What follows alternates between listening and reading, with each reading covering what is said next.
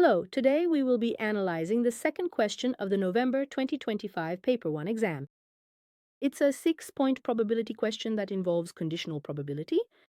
So what can we do at this point? Given the information provided, part A, it says, find the probability that both events A and B occur, meaning it wants the probability of both happening at the same time.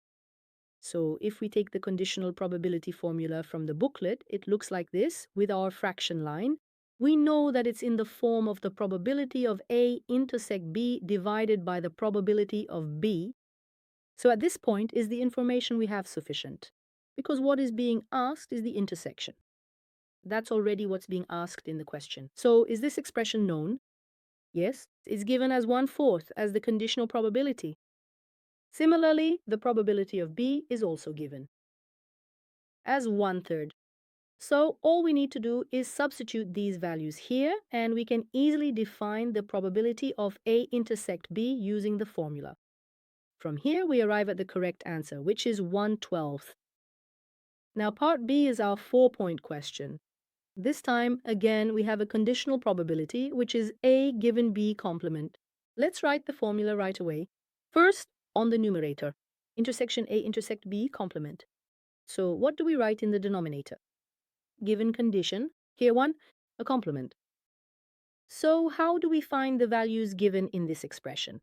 Frankly, I find it best to use a Venn diagram.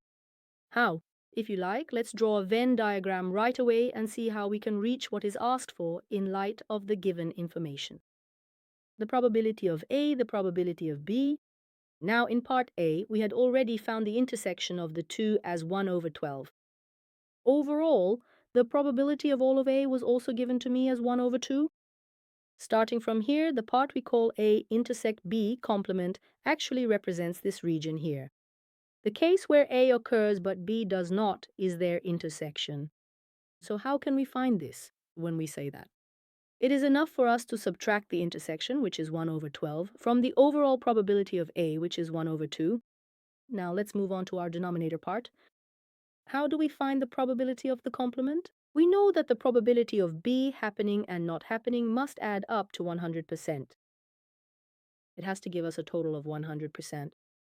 This was already given to us. In the question itself, it was given as 1/3. So on the other side, we can easily find that the answer here is 2/3. I immediately place 2/3 right here as well. The remaining mathematical operation is done very simply. When we expand the denominator by 6, the numerator becomes 5/12, and then we will flip the bottom and multiply. By quickly making the necessary simplifications, we have reached the correct answer, which is 5/8. Thank you.